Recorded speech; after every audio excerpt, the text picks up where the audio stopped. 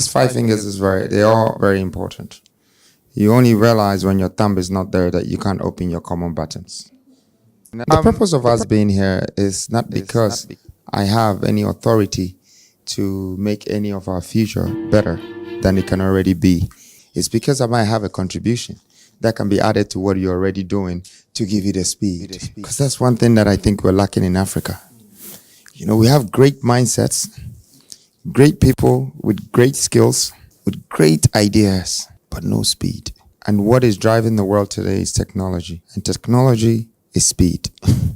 And if the world is running that fast, then who are we to walk? That's the question that I ask myself every day. And it's one of the reasons why I think young leadership is needed.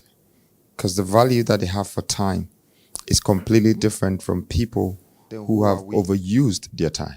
I'm not interested in making money anymore. I'm not interested in acquiring riches anymore. I'm not even interested in building wealth for myself anymore.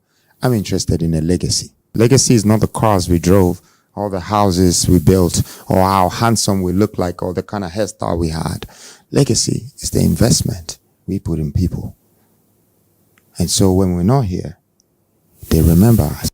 And when we're gone and gone and gone, our absence is felt. Because in between the present that God gives us, which is life, there's a price that we pay, and that's going to be our death. But before the death, the only thing we have in between that we should take it very serious is time.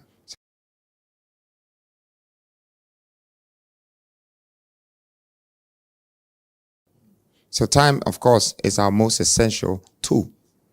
And therefore, out of time, I took this decision to lead a country. Because I don't want my time to be wasted. And I don't want the youth who are coming also to fall victim to time.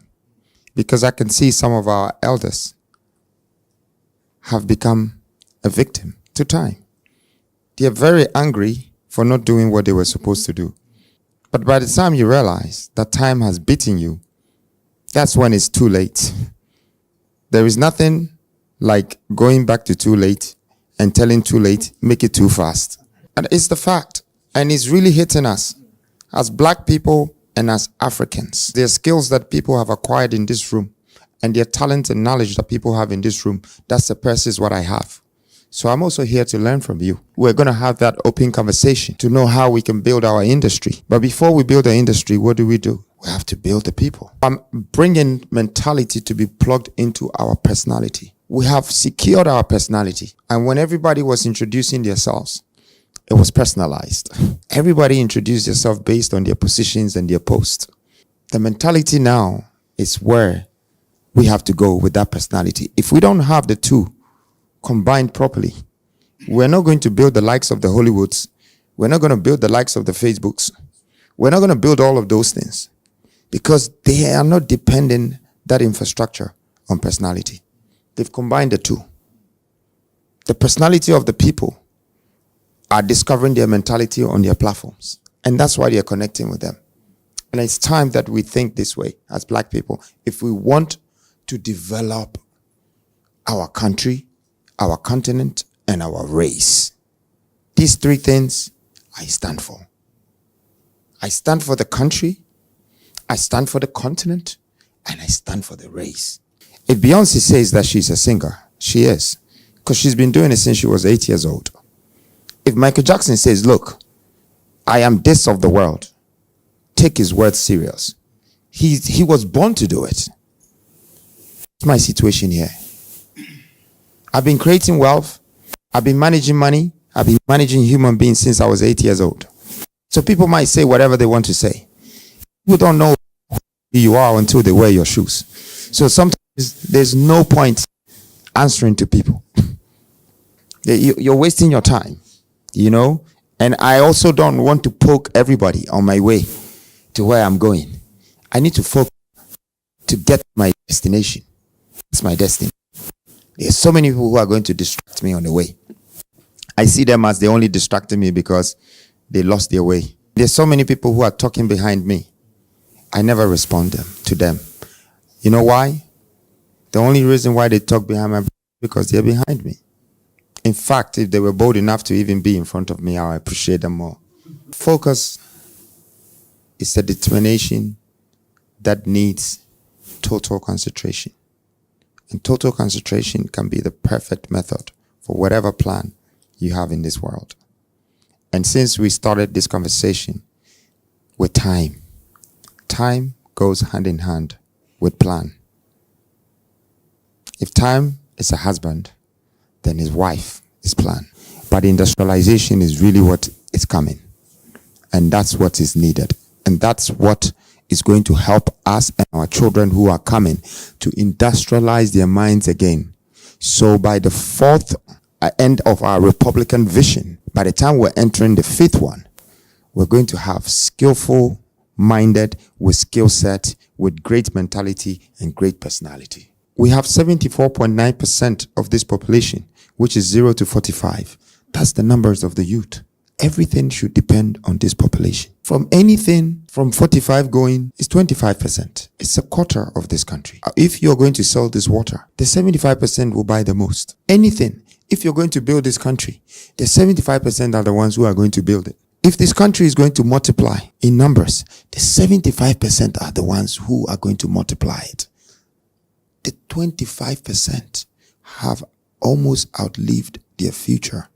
And how do we expect people who have outlived their future to build our future? It's only right that we take care of our mothers and fathers. It's about time we get it into our heads. It's our responsibility and our accountability that if someone has taken care of us to be 25 years old and have paid for our education and everything, we shouldn't sit there for them to pay for our marriage, for them to pay for the house we live in, for them to pay till we have gray hair and catch up with them. If our parents are doing that to us, they are misleading us. We na me pese me tre emobu na omoba. Na omadwene no the mentality na sesa. Why you na odi wani atoso? Abai na na ase why? Why? O papa, ni ho kire no. O ma me so ho kire no. Unim dada. And so upesa utena omoso and become a liability. We don't want that kind of youth. We need to quickly empower our youth because that is the machine that will drive us in future. The likes of Bill Gates, Zuckerberg, and all of these people will come from that youth if we start to empower them. But since the government was not ready to do that for me, I realized that they're not going to do that for many. The entire creative arts industry wants to know your plans for the creative arts. First of all, let me start from tourism. I think the tourism in this country is just a saying.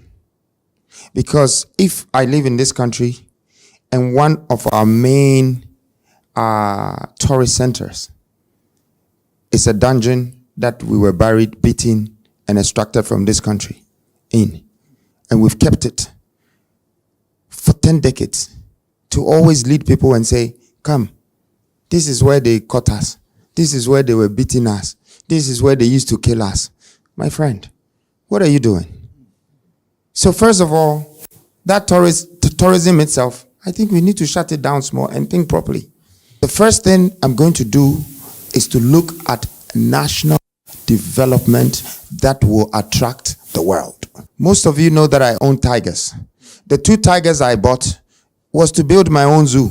I only had 1 acre, but I built the zoo right in Achimota Forest. And it's a private zoo, but it has a swimming pool for tigers. The humans go in there, they tell them to sit, roll, they play balls with them, everything.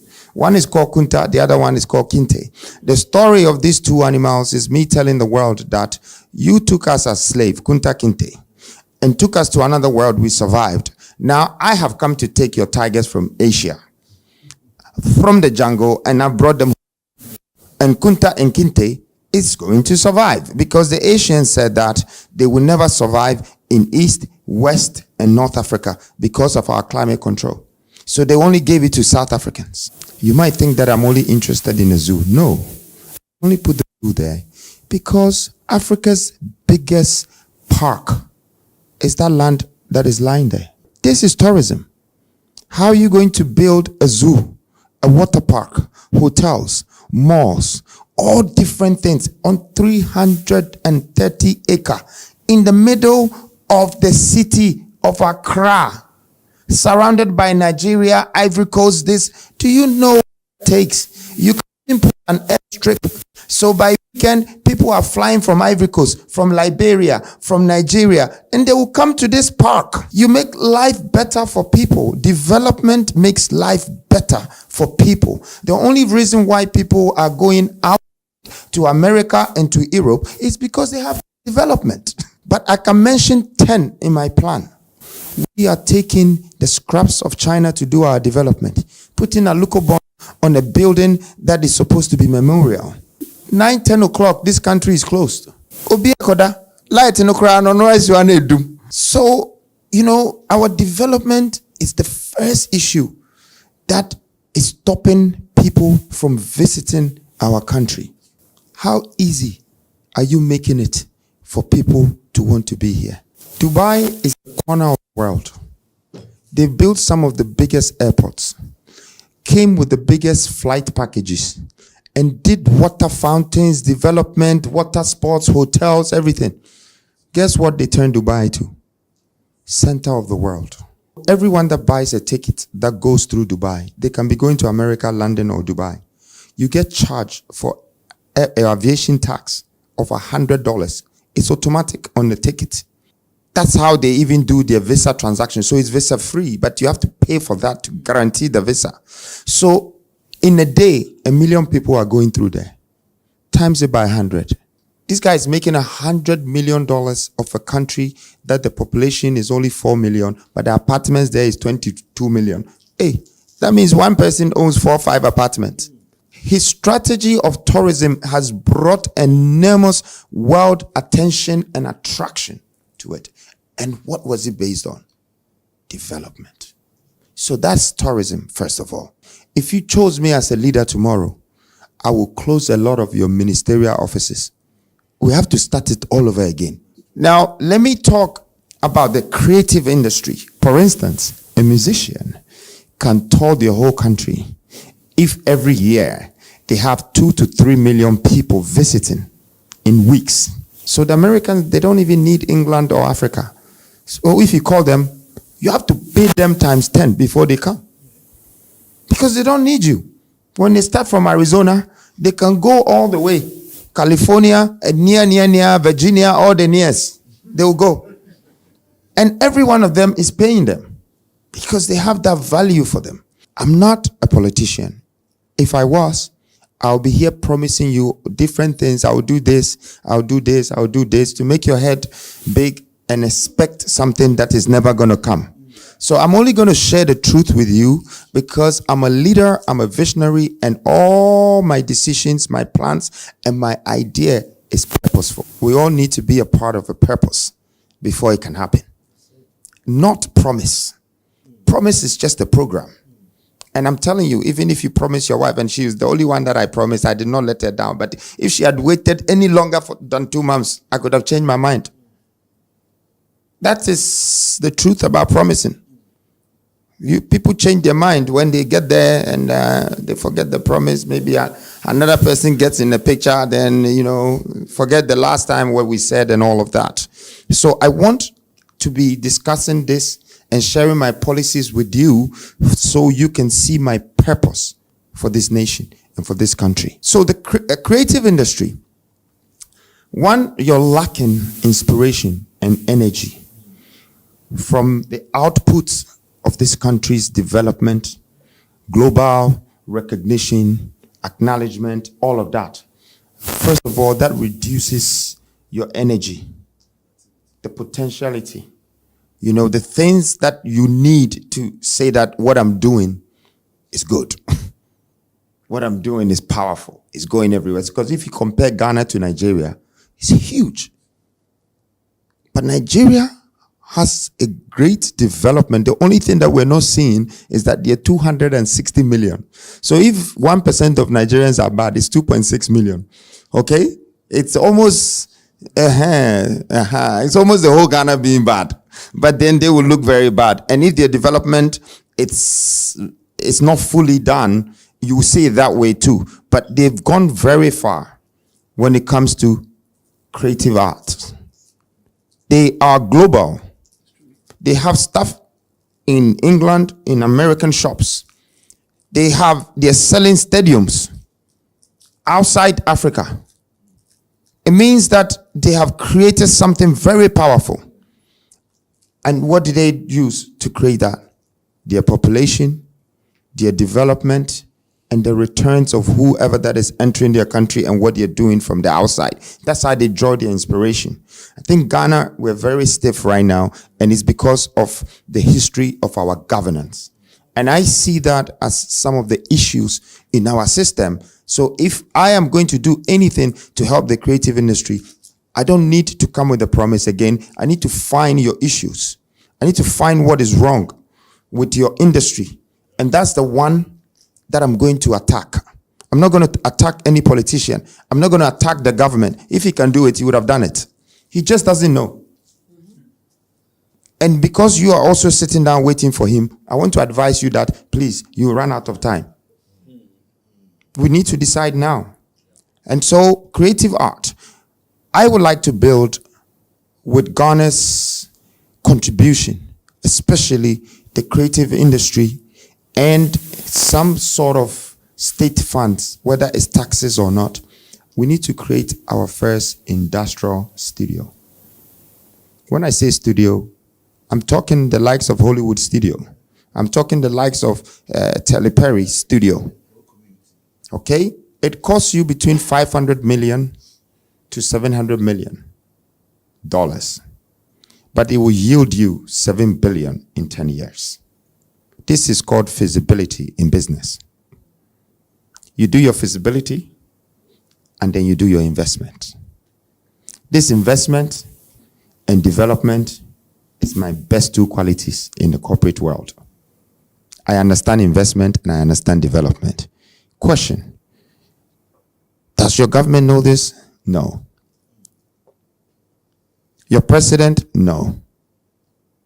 He's very good, and I can say it in front of any president, that African presidents are very good in spending money, not making money. So they're always going to come and spend money and find a way to tell you, this is how I spent it. What a big mistake. You're not cutting the money.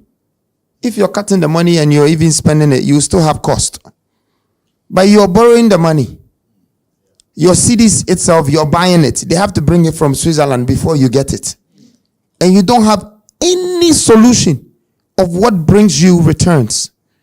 There is no IRR in their planning, whether you're talking of the creative arts. Because if I don't create wealth to circulate in the creative industry, you don't have one. You don't have one. So if I invest 500 million, guess what I'll be doing? This is Nigeria. They'll come to this studio. South Africa, they'll come. Ivory Coast will tell you to find a translating system for this, that, French. They will come. When you start pulling 4 or 5 countries in Africa into your country to just come and produce their movies, act, and get A-class movies, whatever, you, first of all, you're feeding your tourism. Secondly, you are extracting other people's economy into your economy. And thirdly, you're building a continental and a global recognition. So that's the investment and development that we need. We need to have that plan. Sandro is here. He will tell us, if Americans find out that we have this studio, there are like 100,000 Americans who are trying to get to Hollywood. They will come here because maybe they can't afford who you know to get there. So they will come here. If 100,000 Americans are coming to your country to invest 10,000 or 20,000, do you know how much that is? That's 200 million. That's just Americans. And that 20,000 could be invested in a month or 2. So it's not about you putting the 500 million or 700 million to make the creative industry become globally attractive and respected. It's about what you get out of the cost of your investment. And our leaders don't understand it, because that's not how they became leaders. They became leaders by papers, by books, and a template. That you study political science. Okay, this is the template. You go everywhere. There is 275 constituencies. Every constituency, you give them 500 in an envelope, t-shirt, bag of rice, and you find this one, they do the same. You go around, hey, I've won. Okay, do you think somebody that will give you 500 cities, a t-shirt, and a bag of rice will come to power and want to build $500 million studio for you? He's coming to take his money back. It's an investment. For him, that's what he's putting you. So when he comes to power, he needs to get that money times 10 before he even thinks about your studio. That's the difference between me and the existing leaders. So I don't coincide with them, and I'm not aligned with them. Maybe this could make me one of the most hated young boy around, but also loved by the youth the most ever, because I am the truth. And I only believe in the truth. And I think that's the only thing that has brought me this far. I didn't lie to myself to get here. I didn't think that I had to steal or rob somebody to become successful. I knew that it's hard thinking and it's hard working. So for the creative industry, movie side, you need this. 2, I think you need a distribution platform that is owned by us with the governmental support. So we can sit in Ghana and have a deal with Colombia, with Paramount, with Netflix, with everyone, because you have a distribution platform. That distribution platform is feeding the world with data and information. That studio, world-class studio that you have, is giving them the exact standard that needs to go onto that platform. Here's are the rules and the regulations. You want Italian shoes? You have to do it from a plant. You cannot do it from your hand. It needs to come out perfect. And you can't, the mistake needs to, even if it's wrong, they call it what? Factory reject or whatever, they remove it. Get it back. So it's the same thing. We have movies that is not fully standardized. The story needed a bit of twist, but the screenwriter was not too close to maybe the person putting the script together and the producer, but they're working together. And there's some breakups here and there. And when they finish, one by side, roadside distribution, and the whole thing is bootlegged. And before you know, dead. How many stories can we write in our lifetime? Each of us, if we wanted to make a movie. And even if it was once a year we were doing, it won't be more than 30 or 40, unless we have a room of a library of writers and this and that. And but you see, these are vacuums. They're huge vacuums. And it hurts to look at some of you with your intelligence and everything, and these vacuums are ahead of you. Because some of them, when you get to the front of it, you can't even jump. Because you jump, you fall. So you just have to turn around. So I can't go further. And I want us to look at the vacuums first and start to build those foundations.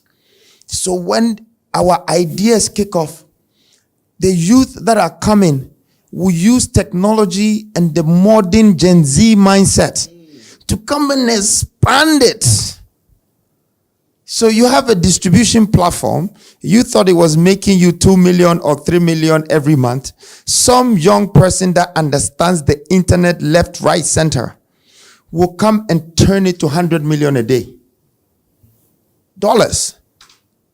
And that's because we give them the chance to be part of our development, of our idea making, all of that at a very early age. We should take this advice that the younger you are, the faster you think. The older you are, the wiser you become. But the slower you do things. So it always have to be an equilibrium balance. If you stop the other people from coming through the pipeline, you will be there alone. And you will get to a point, you want to find the light at the end of the tunnel, but you're standing in front of the light for so long that you've forgotten that there is a light already that you're looking for is in front of you. Unless you have someone behind you that is going to push you and say, oh yeah, go out. It's my turn. So for me, the creative industry needs these two things, and it's very important. When you have these two things, now you're coming to royalties. You're coming to residual income. You're coming to benefits and endorsements. You're coming to so many things. Okay? I've seen that our arts are selling. The people are buying it less than 100,000 from us and selling it millions. There's one guy that made it through Kwame, and Amoako is now protecting his work because he got the chance to work with the likes of Dior, Christian Dior, and all of these international people. So his art shot up to $500,000 to $1 million. But now he feels so protective. My worries about Amoako is that I am super proud of him. But if we're not careful, there's only going to be one Amoako, and he will go and he will take another 50 years. Instead of creating hundreds or thousands of Amoako so the art industry will grow, we are pushing Amoako to a corner that he has to protect. He's dodging some government stuff that it will come to him, something, instead of we lifting him. When I was young, my favorite magazine, and I'm reading it, and every time I bought the magazine, I see Bill Gates or I see some American rich billionaire. So one day I decided that, I won't buy this again until the day me, myself, I appear in front of this. That's it. I'm done. And that was my inspiration. Today, I want to be one of the first trillionaires in the world because I want to even pass them. But guess what I'll do when I become a trillionaire? I'll borrow the money back to you, to the country. My dream and my vision is that if my country simply don't know how to make the money, I'll make it. And I give it back to them. I borrow them.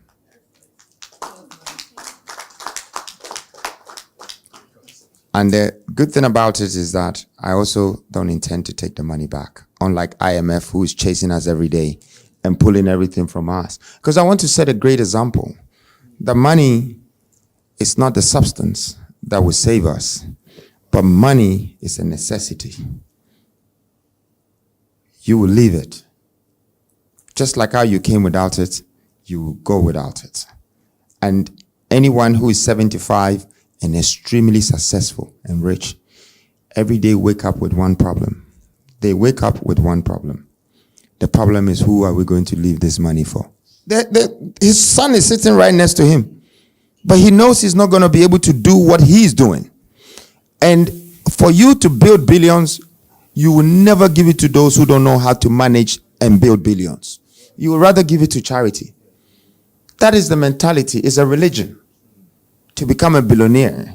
It's an action to become a millionaire. But before you become a billionaire, you need to adopt a particular religion of living and understanding humanity and understanding the value of money. This is when God opens the door for you. And it's going to take a lot of guts to walk through that door. And when you enter that door, you're going to remember to stay in the room, or what is going to take for you to remain in the room is brains, is no more guts. Because you're going to see 8 or 12 men sitting down with so much brains. Reason why they're still in the room. This is a billionaire's world. Let's build our youth and our nation to generate this type of millionaires and billionaires mindset. Because the money is just cash. The mindset is the treasure. The cash itself, it can fly and it can go. But if the mindset is not so powerful, it can just vanish. You can have $1 billion and the way it's all set, this one day you see it, it all start crashing. And if you don't have a quick mindset to save it, it dies. That means the money has left you. It's going to someone else who has the right mindset to consume it. I would like to say that today I have the right mindset for this nation, not to just consume money, but to create it, create the wealth in this country. I simply know, I might not know 10, 20 years from now because I'll probably be getting older. People say I'm crazy. People say, oh, he's lunatic, he's this, because they can't stand me. Yes, I'm fire. I am something that you've not seen. Yes, and I'm proving to you that yes, I'm not the average type. And I'm not the one who is sitting down waiting for anyone to come give me anything. I am bringing you something. I am giving you something. You know, I'm not taking anything from you. What I have is what I have come to add to society, to nature, to human beings, and to this world. There is no one that can discourage me. There is no one that can discredit my hope. I am a one-man institution that believes in humanity, and I believe I can make it better. So, in a nutshell, these are a few of my credentials that is stipulated with the policies that will come in the creative industry. You know, investment, development, establishment, for recognition, for acknowledgement, and for tourism. This will bring empowerment in our system. Once you're able to build the foundation first, you will start to see how to position all the people with skills and talents. Thank you.